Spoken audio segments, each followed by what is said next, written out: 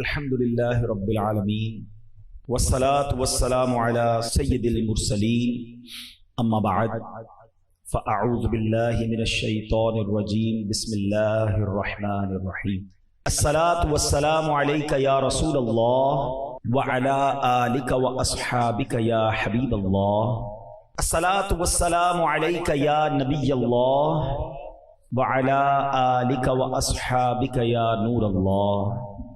میٹھے میٹھے اسلامی بھائیوں، درود پاک پڑھنے کے بے شمار فضائل و برکات ہیں۔ بہت سارے فضائل احادیث میں درود پاک کے ملتے ہیں اور بہت سارے واقعات بھی ملتے ہیں۔ درود پاک ایک بہت بڑی بلیسنگ ضرور ہے، لیکن یہ بھی یاد رہے کہ درود پاک کو اگر پڑھنا ہی چھوڑ دیا جائے، درود پاک زندگی کے معمولات سے ڈیلیٹ ہو جائے تو یہ بہت بڑی محرومی بھی ہے۔ ایک حدیث پاک ہے، نبی پاک علیہ الصلوۃ والسلام فرماتے ہیں، جو مجھ پر، حدیث پاک کا مضمون ہے، جو مجھ پر درود پاک پڑھنا بھول گیا وہ جنت کا راستہ بھول گیا۔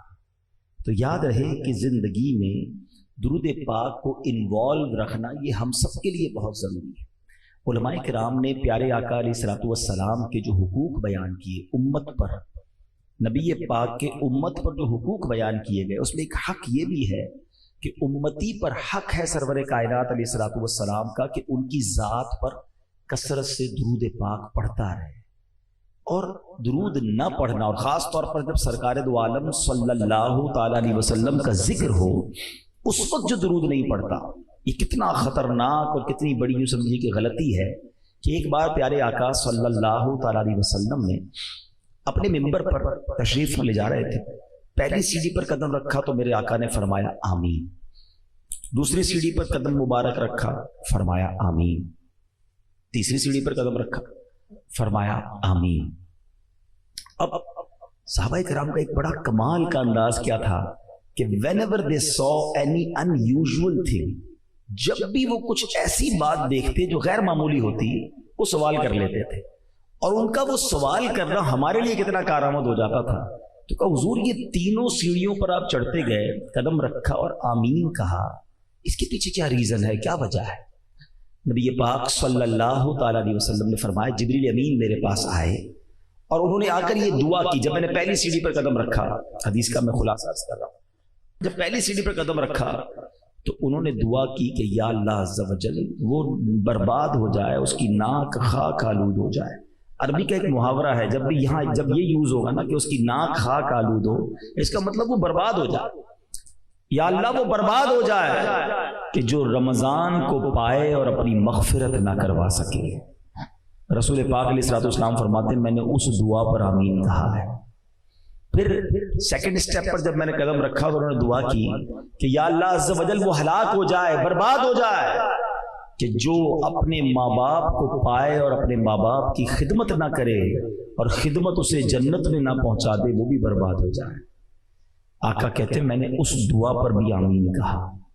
تیسری کہا یا رسول اللہ، اللہ کی بارگاہ میں جبریل امین نے دعا کی کہ یا اللہ وہ بھی برباد ہو جائے جو نبی پاک علیہ الصلوۃ والسلام کا نام سنے اور پیارے آقا علیہ الصلوۃ والسلام پر درود نہ بھیجے وہ بھی برباد ہو جائے۔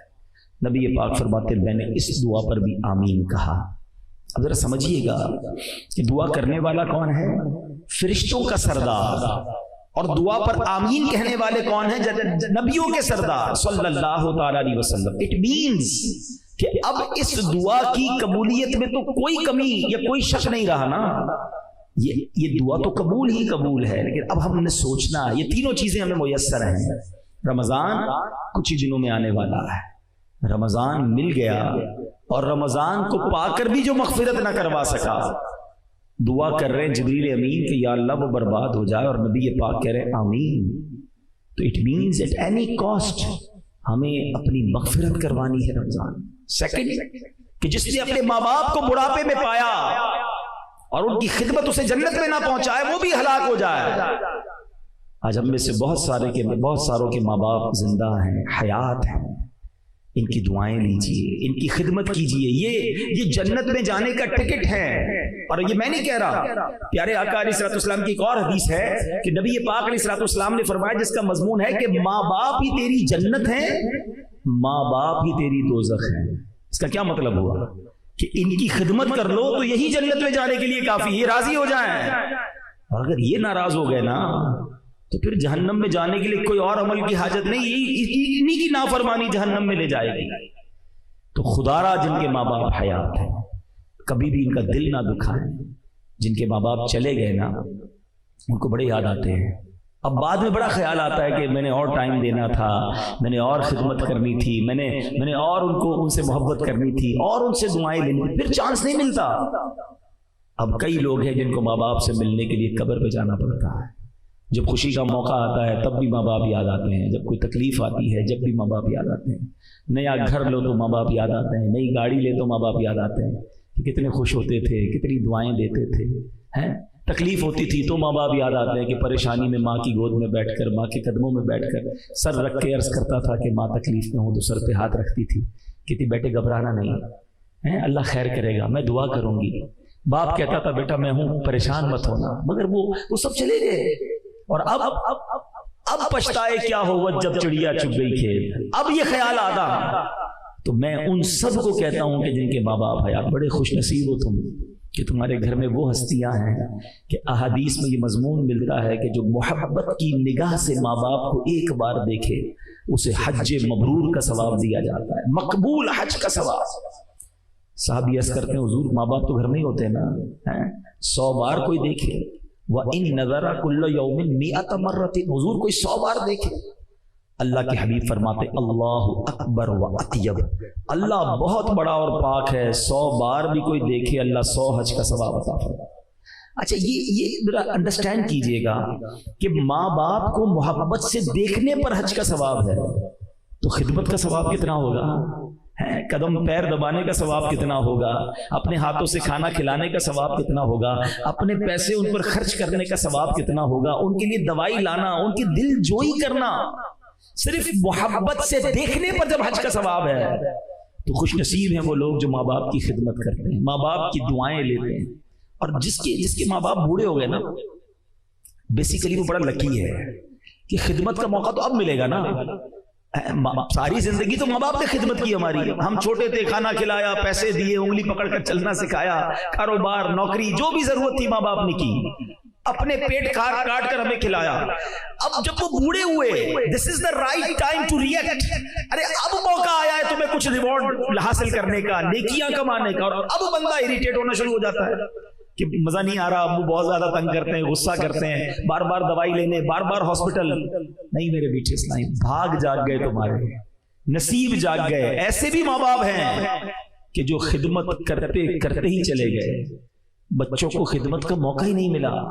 ارے جس کو موقع ملا وہ خوش نصیب ہے کہ اب لے لو دعائیں، اب حاصل کر لو. اور یقین مانیے ہمارے پیسوں کا نصیب ہے اگر وہ ماں باپ پر خرچ ہو. ہاں یہ کبھی نہ سوچنا یہ میرا، یہ ماں باپ کا. ارے سب کچھ ہمارا ماں باپ کا ہے، ہم دنیا میں آئے انہی کے سبب ہیں، وہ نہ ہوتے تو ہم نہ ہوتے. تو خوش نصیب اسلامی بھائی جن کے ماں باپ موجود ہیں دعائیں لو.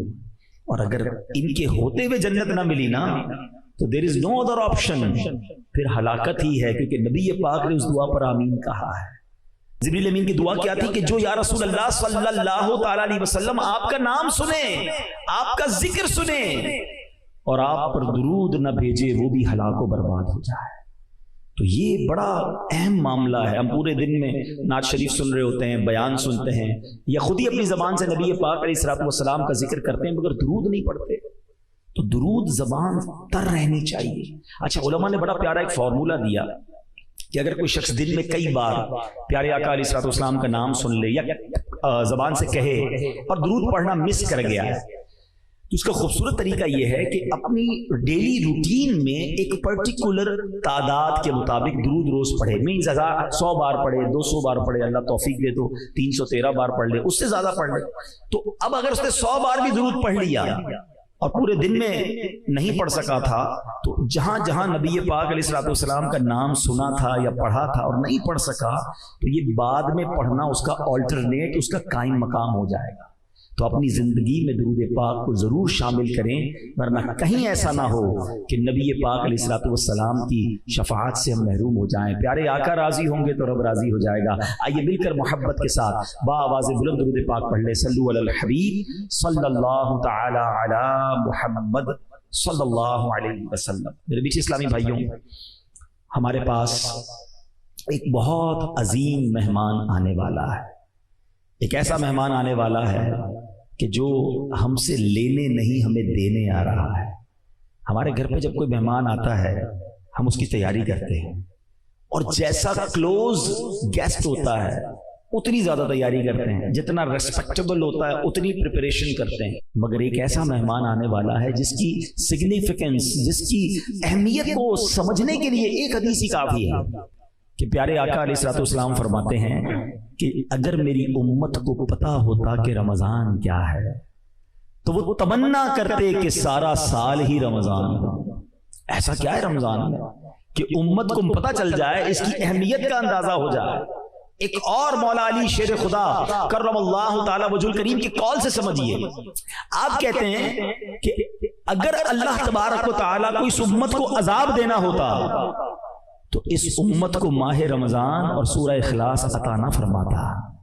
اٹ مینس کہ یہ عذاب سے بچانے والی چیزیں ہیں، قرآن اور رمضان۔ اور سبحان اللہ، اب رمضان چند دنوں میں، چند گھڑیوں میں آنے والا ہے۔ سب سے پہلے تو ہم اللہ سے دعا کرتے ہیں کہ اللہ ہمیں خیر سے رمضان عطا کر دے، صحت کے ساتھ عطا فرما، عافیت کے ساتھ نصیب فرما، پورے روزے رکھنا، پوری تراویح پڑھنا نصیب فرما۔